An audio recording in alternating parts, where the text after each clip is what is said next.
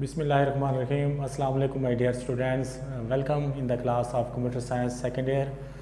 Dear students, कैसे हैं आप लोग? ठीक हैं. आई होप कि आप लोगों ने जो है प्रीवियस 6 लेक्चर जो हैं वो सुन लिए होंगे और आज जो है हम लेक्चर नंबर 7 स्टार्ट करने लगे हैं. उससे सबसे पहले हम देखते हैं कि प्रीवियस लेक्चर्स में हमने क्या रीड आउट किया था. प्रीवियस लेक्चर्स में हमने टेबल और क्यूरीज़ के बारे में पढ़ा था. टेबल्स के पार्ट्स और उसके कुछ करैक्टरिस्टिक्स हमने देखे थे और उसके अलावा डिफरेंट टाइप्स के जो है डाटा टाइप्स हमने देखे थे जो हम एमएस एक्सेस के अंदर यूज़ करते हैं. आज का जो हमारा टॉपिक है, जो हमने आज हमारे टॉपिक्स कवर करने हैं, उसके अंदर डिफरेंट मेथड हैं.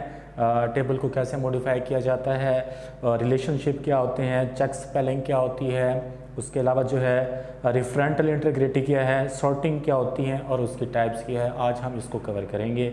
सबसे पहले जो है हम देखते हैं टेबल क्या होती है.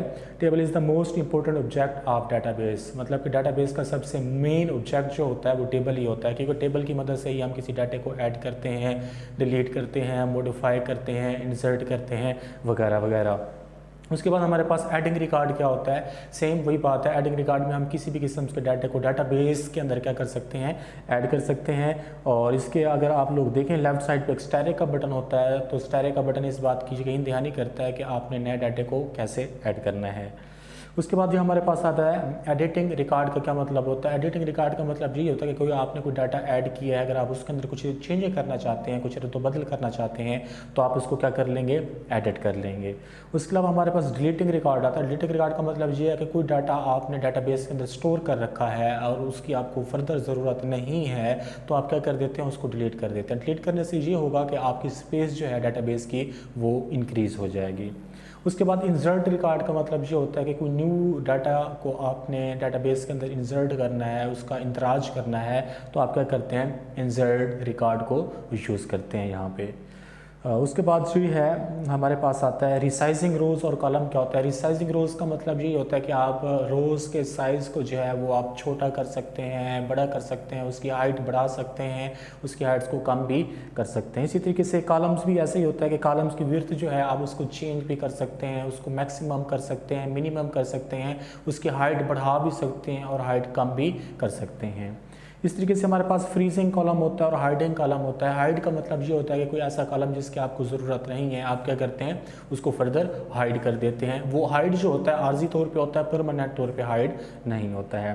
फ्रीजिंग कॉलम का मतलब ये होता है कि जब आपके पास फील्ड्स बहुत ज़्यादा होती हैं, तो ज़्यादा फील्ड्स जो है एक डाटा शीट के ऊपर तो शो नहीं होती, तो आप क्या कर देते हैं, कुछ कॉलम्स को आप फ्रीज़ कर देते हैं. फ्रीज़ करने से ये होगा कि जो प्रीवियस या जो नेक्स्ट जो आपके पास फील्ड्स जो होंगी वो आसानी के साथ डाटा शीट के ऊपर आपको दिखाई देंगे.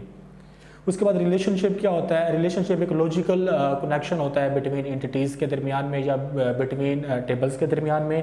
Relationship is establish bye connecting one और मोर फील्ड और टू टेबल. मतलब ये दो टेबल्स के दरमियान में भी रिलेशन बनाया जा सकता है या दो फील्ड्स के दरमियान में भी आप ये रिलेशन बना सकते हैं. उसके बाद आपके पास आता है रिफरेंटल इंटीग्रिटी क्या होता है. Means that user can not inter a value in foreign की. इसका मतलब यह है कि यूज़र जो है वो फॉरेन की के अंदर कोई भी डाटा इंटर नहीं कर सकता जब तक वो क्या करेगा, कोई भी डाटा मतलब कि पेरेंट्स टेबल्स के अंदर ऐड नहीं करेगा, तो वो कोई भी डाटा जो है अपने फॉरेन की में ऐड नहीं कर सकेगा. उसके बाद ये है हमारे पास आता है सॉर्टिंग क्या होती है.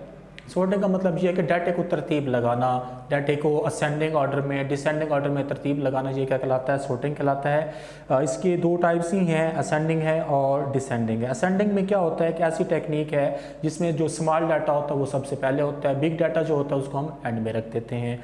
और डिसेंडिंग में क्या होता है कि जो हमारा लार्जेस्ट डाटा होता है वो सबसे पहले आ जाता है और उसके बाद जो स्मॉलेस्ट डाटा जो होता है वो उसके बाद में आ जाता है. तो students, it is the end of lecture number 7. 7वां लेक्चर जो है हमारे यहाँ पे एंड हो गया है. आई होप कि आप लोग इसको समझ रहे होंगे और आप इसकी तैयारी भी कर रहे होंगे. लेकिन बहुत से कम स्टूडेंट्स हैं जो टेस्ट भी देते हैं और उसकी प्रिपरेशन भी करते हैं. काइंडली आप सब लोग जो हैं इसको बढ़ चढ़ के तैयारी किया करें और कोई भी क्वेश्चंस वगैरह जो है आप काइंडली मुझसे लाजमी तौर पे पूछा करें. तो नेक्स्ट लेक्चर